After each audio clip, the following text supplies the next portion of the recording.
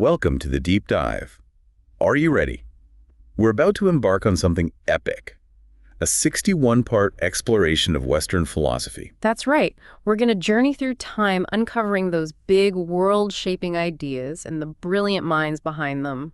And trust me, no matter your age, by the end of this, you'll feel like total philosophy pros. Absolutely. And don't worry, we'll make sure it's both fascinating and easy to grasp. So for our very first dive, we're going way, way back to ancient Greece. To meet a figure shrouded in mystery and legend. A man you've probably heard of, Pythagoras. Yep, the Pythagorean theorem guy. You know, a squared plus b squared equals c squared. Yeah. But get this, there's so much more to him than just triangles. Oh yeah, way more. Prepare to be surprised. Today we're using Bertrand Russell's History of Western Philosophy To decode the secrets of Pythagoras, the philosopher, the mystic, and the man who believed numbers held the key to the entire universe. I am intrigued already. But before we go too deep, let's address the elephant in the room.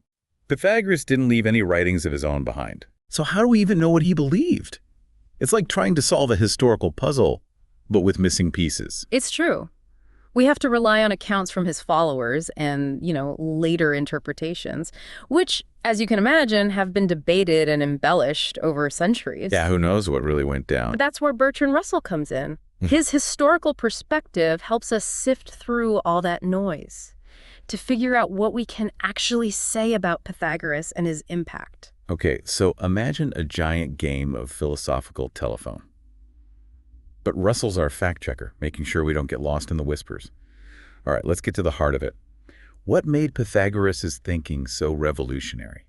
What was up with this whole blend of math, philosophy, and religion? Well, hold on tight because this is where things get interesting. Pythagoras believed that the universe could be understood through numbers. Through numbers, huh? He thought they were the key to unlocking absolutely everything. Wait, hold on. He wasn't just talking about, like, basic math, right? Like 2 + 2 = 4. There's got to be more to it. Oh, definitely more. To Pythagoras, numbers weren't just symbols for quantities. They had a much deeper, almost mystical significance. Okay, I'm listening. He believed they represented harmony, order, and the fundamental building blocks of reality itself. Whoa, okay. So the universe is one giant math equation. I mean, I could see why people might thought he was a little out there. He definitely had some unconventional ideas, that's for sure. But keep in mind, this was ancient Greece, a time when people were starting to question traditional myths and really searching for new ways to understand the world around them. So it might sound strange to us now, but back then, it was revolutionary. Totally. It had a huge impact on how Western thought developed. Totally. But before we get lost in all the numbers, we need to talk about something else that really influenced Pythagoras. Okay. This ancient Greek tradition called Orphism. Right. Orphism was a mystical tradition that really emphasized ritual purity, reincarnation, and seeking a connection with the divine through these really intense, almost trance-like experiences. Yeah. Imagine it like a spiritual quest for knowledge and transcendence. Okay, so kind of like a secret society with some pretty intense rituals. I'm picturing robes, chanting, maybe some funky incense. Aha! Yeah, you're not far off. And Pythagoras was deeply influenced by these ideas. He saw math as a pathway to this kind of spiritual understanding. Interesting. He incorporated many Orphic beliefs into his own teachings. Okay, I see. So this is where it gets really fascinating. The Orphics, they also had this belief about the soul's journey, right? Yes, exactly.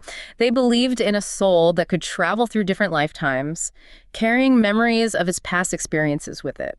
They called it remembrance. It suggested that true knowledge isn't something new, but something we already possess, something hidden deep within us, just waiting to be unlocked. Hold on. Are you saying we're all carrying around memories from our past lives? That's a pretty mind-blowing concept. That's exactly the kind of connection the Orphics would have made. It makes you think about those déjà vu moments, doesn't it? Could those be glimpses into past lives? That's what they might say, yeah.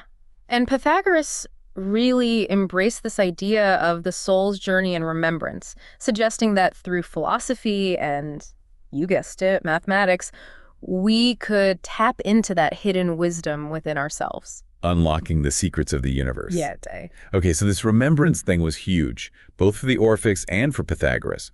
But I have to ask, how does math fit into all of this? Was he saying that equations were the key to unlocking past lives? Well, not exactly. You have to remember that the Orphics put a lot of emphasis on ritual purity. And Pythagoras, he took this idea and gave it his own mathematical spin, you could say. Okay, what do you mean? He believed that numbers represented this kind of cosmic order and harmony. So by understanding these mathematical principles and living in accordance with them, humans could achieve a state of spiritual purification. And connect with the divine. Precisely. So it's like math becomes a spiritual practice. Exactly. Instead of chanting or meditation, you're solving equations to connect with the universe. You got it. For Pythagoras, numbers weren't just abstract concepts. They were the language of the universe, the blueprint for a harmonious existence. Wow. Starting to see how this all ties together. But how do these ideas about numbers and harmony actually play out in his philosophy? What were some of his core beliefs? Well, one of Pythagoras' central ideas was this concept of harmonia. Harmonia. Basically, this idea of cosmic order and balance. He didn't see the universe as just a random collection of things, but as this beautifully structured system governed by, you guessed it. Mathematical principles. You got it. So it's like he saw math as the invisible force holding everything together, like the cosmic glue of the universe. Exactly. And this harmony wasn't just something out there in the cosmos. It was something humans should strive for in their own lives. Makes sense. That's where the Pythagorean emphasis on ethics, virtue, and living a balanced life comes in. So it's not enough to just understand the math, you have to actually live it too. But how do they do that? What did that look like in practice? Well, we talked about their ascetic practices earlier, vegetarianism, simple living, periods of silence. Right. These were all seen as ways to purify the body and mind, Yeah. to create that space for contemplation, for deeper understanding. It makes sense. It's hard to contemplate the mysteries of the universe when your mind's cluttered with, a million distractions. Exactly. But they also placed a huge emphasis on music. Music. Yeah, for Pythagoras, music wasn't just entertainment. It was like a powerful tool for spiritual development. He believed that musical intervals and harmonies reflected the mathematical structure of the universe, and that listening to or creating music could actually harmonize the soul. So they weren't just jamming out for fun. Music was a pathway to spiritual enlightenment. Talk about finding a deeper meaning in your Spotify playlist. You got it. And this idea of the power of music to heal and transform, well, it's persisted throughout history, from ancient Greek temples to modern concert halls. But there's one more key element that Russell highlights, this concept of limit. Pythagoras believed that everything in the universe had its proper place and limits. Excess and imbalance were seen as disruptions to this cosmic order. So it's like the Goldilocks principle applied to everything. Not too much, not too little, everything in moderation. Exactly. And this idea of limit wasn't just about physical things. It applied to emotions, desires, and even knowledge itself. For Pythagoras, true wisdom lay in recognizing and respecting these limits, in finding that sweet spot of balance and harmony. It's all starting to sound very Zen-like. There are definitely some interesting parallels there. And it's this emphasis on balance, moderation, understanding our place within the cosmic order that makes Pythagorean philosophy so enduringly relevant. It's like a blueprint for living a meaningful life, even thousands of years later. It's incredible to think that ideas from ancient Greece could still be influencing us today. It is, isn't it? And one of the most striking examples of Pythagoras' lasting legacy is the impact of his mathematical thinking. His belief in the universe as this harmonious, ordered system governed by mathematical principles really paved the way for the scientific revolution centuries later. So Copernicus, Galileo, Newton, they're all standing on the shoulders of Pythagoras. In a way, yes. Pythagoras' emphasis on mathematics as a way of understanding the universe really helped create this intellectual climate that made those later scientific breakthroughs possible. Wow. That's pretty mind-blowing. So we've seen how Pythagoras' ideas influence science, but what about philosophy and religion? What kind of ripples did he create in those areas? Well, the Pythagorean emphasis on reason and logic had a major influence on the development of Western philosophy. Thinkers like Plato and Aristotle were deeply influenced by Pythagoras' ideas, and their work shaped the course of philosophical inquiry for centuries to come. So from the Socratic dialogues to the Enlightenment, Pythagoras' fingerprints are all over Western philosophy. You could say that. And then there's the impact on religion. The Pythagorean idea of a divine order and harmony resonated with many religious traditions, particularly Christianity. Okay. This idea of God as a geometer or a divine architect creating a universe based on mathematical principles, that's a direct descendant of Pythagorean thought. It's not just about equations on a blackboard. It's about a way of seeing the world, a way of understanding our place in the cosmos. Precisely. And that's why Pythagoras remains so relevant even today. His ideas continue to inspire us to seek deeper meaning and connections in the universe, to understand ourselves and our world through the lens of reason, and to appreciate the power of math to unlock the secrets of reality. This has been an incredible start to our philosophical odyssey. It has. We've traveled back in time to ancient Greece, met the enigmatic Pythagoras, and discovered his amazing blend of math, philosophy, and religion. Absolutely. We've explored the influence of Orphism and the concept of remembrance, this idea that we already possess the knowledge we seek. It's just hidden deep within us. And we've seen how Pythagoras' ideas have echoed through time, shaping everything from science to religion. It's pretty amazing. It really is. But our philosophical adventure, it isn't over yet. Not even close. We're only on part 1 of our 61-part journey through Western philosophy. 61 parts. Join us next time as we delve even deeper into the world of Pythagoras, exploring the intellectual landscape of his time, his personal life, and the intriguing details of his community. It's going to be fascinating. Until then, keep those minds curious, and remember, as Pythagoras might say, there's harmony and wonder to be found everywhere, even in the numbers. We'll see you next time. See you then. Welcome back to our deep dive into the world of Pythagoras. I'm still kind of reeling from the idea that math can be a spiritual practice. It's definitely changing the way I look at my algebra homework. But, we've been focusing a lot on Pythagoras' ideas, and I'm curious about the world he actually lived in. Like, what was the intellectual landscape of ancient Greece like during his time? Were people just hanging out in togas, debating philosophy all day long? Well, maybe not all day long. But ancient Greece, especially in the 6th century BC, was definitely a hotbed of intellectual activity. Thinkers were starting to challenge those traditional myths and religious explanations, searching for more rational, philosophical ways to understand the universe. So it was like their own version of the Renaissance or the Enlightenment? Yeah, you could say that. It was a time of massive change, new ideas, and Pythagoras was right in the thick of it. Wow, that's exciting. Yeah, there was this incredible spirit of inquiry, a real hunger for knowledge.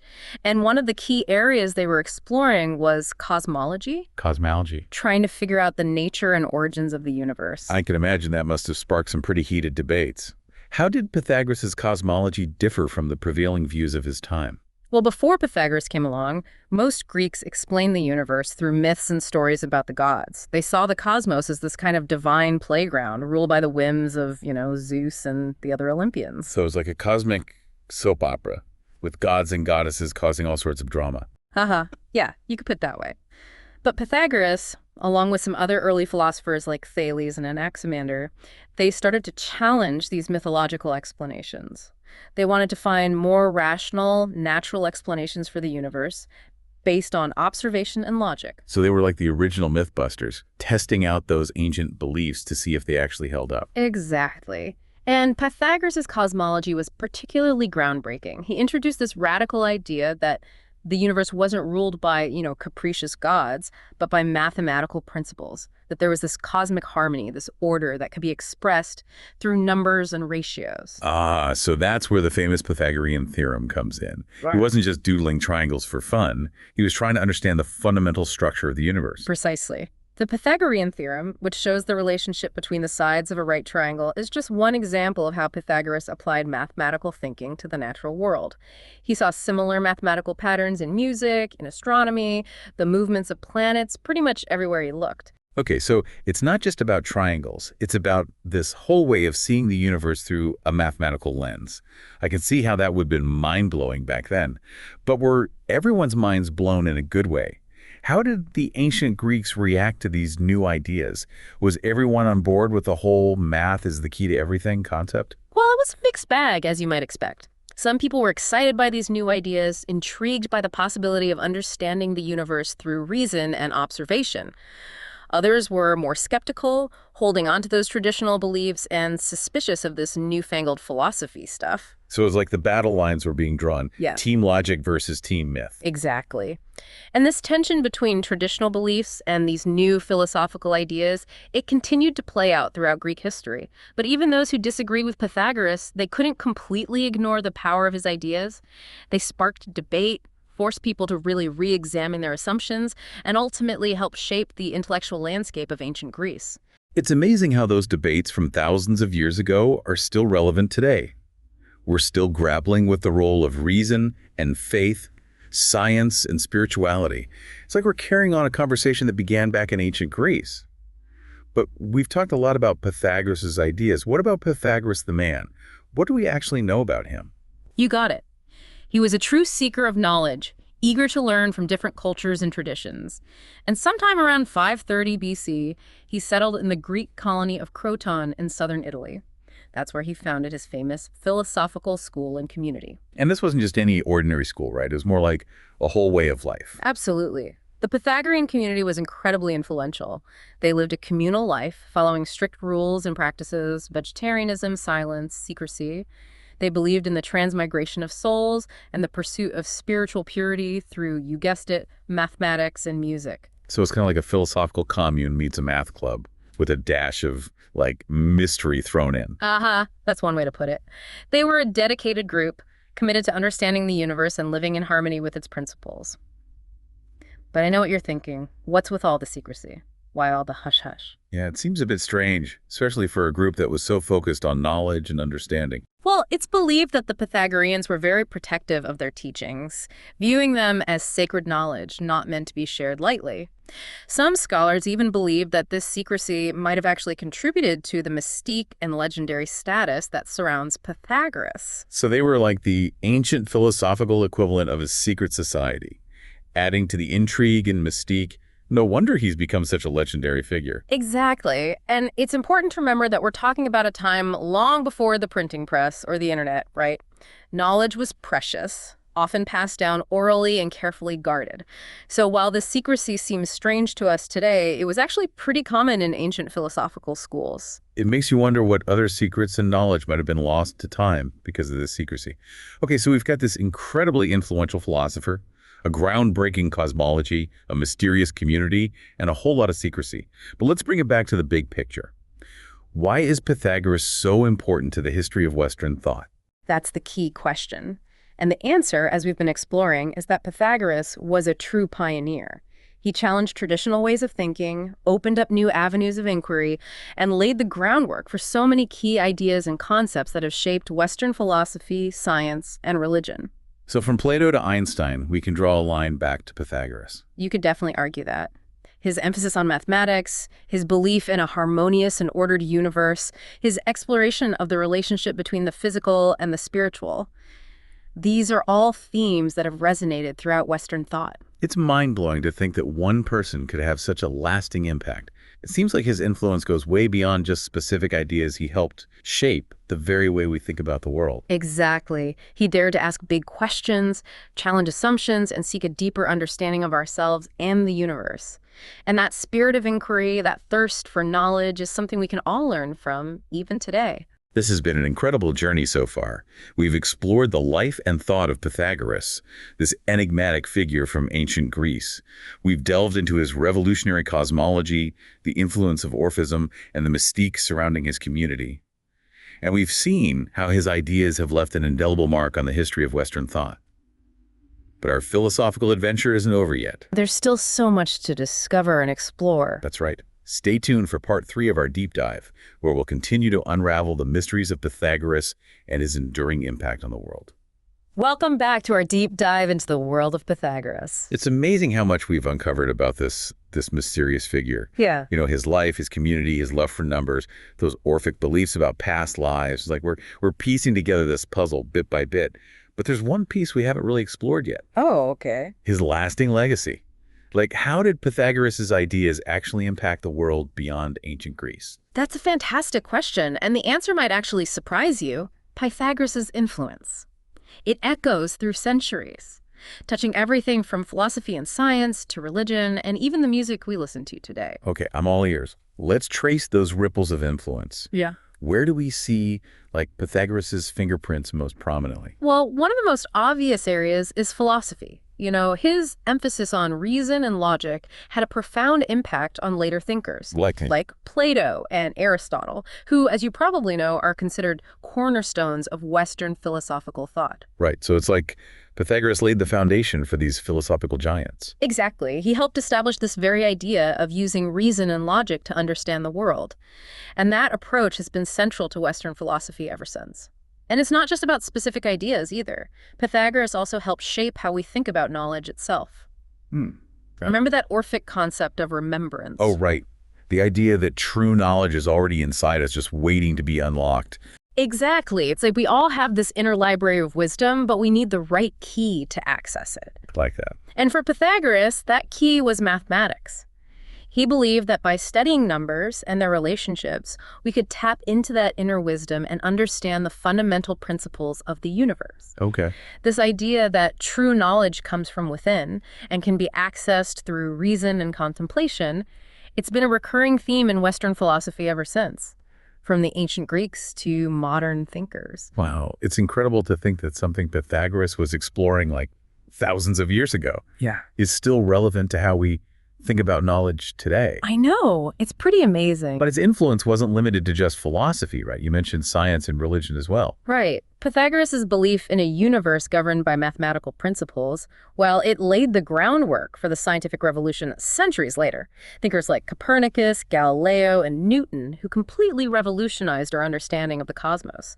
They were building on ideas that Pythagoras first articulated. So when we talk about the laws of physics, or the elegance of mathematical equations, we're really talking about a legacy that stretches all the way back to ancient Greece. Yeah. To the mind of Pythagoras. Exactly. He helped shift our understanding of the universe from one governed by myth and superstition to one governed by order and reason. And that shift had a profound impact not only on science, but on religion as well. In what way? Well, that Pythagorean idea of a divine order, a cosmos designed according to mathematical principles, it resonated with a lot of religious traditions, especially Christianity. So that image of God as a divine architect, like a cosmic geometer, designing the universe with precision and purpose, that's a concept that can be traced back to Pythagoras. You got it. And it's a powerful image that has shaped religious thought for centuries. But Pythagoras' influence isn't just limited to these, big abstract ideas. Okay. It's also present in something a lot closer to home. What's that? The music we listen to. Wait, hold on. Are you saying Pythagoras is somehow responsible for my Spotify playlists? Yeah. How is that even possible? Remember how the Pythagoreans believed that musical intervals and harmonies, they reflected the mathematical structure of the universe? Yeah. Well, that idea had a huge impact on the development of Western music. The musical scales and systems we use today, they're based on principles that the Pythagoreans first explored. So when we hear a beautiful melody or, a harmonious chord progression, we're actually experiencing something that's connected to these ancient ideas about math and the universe. That's pretty mind-blowing. It is, and it just goes to show how deeply embedded Pythagoras' ideas are in our culture, even if we don't always realize it. He gave us a new way of seeing the world, a way of understanding our place in the cosmos. And that vision, it continues to shape our thinking, our creativity, even our spiritual beliefs. So Pythagoras wasn't just a brilliant mathematician, he was a visionary. Yeah. He helped shape the course of Western civilization. I think it's safe to say he definitely earned his place in this 61-part series on Western philosophy. Absolutely. He challenged traditional ways of thinking, opened up all these new avenues of inquiry, and planted these seeds of thought that have blossomed in countless ways throughout history. And that's the beauty of exploring philosophy, isn't it? Connecting with these big ideas, these timeless questions that humans have been grappling with for centuries. It really is. It's been an incredible journey so far, and we're just getting started. Thanks for joining us for this deep dive into the world of Pythagoras. We hope you've learned something new, sparked your curiosity, and maybe even started to see the world around you in a new light. And remember, as Pythagoras might say, keep searching for those harmonies, those connections, those hidden patterns that reveal the beauty and order of the universe. You might be surprised what you discover. Until next time, keep those minds curious and stay tuned for more deep dives into the fascinating world of Western philosophy. See you soon.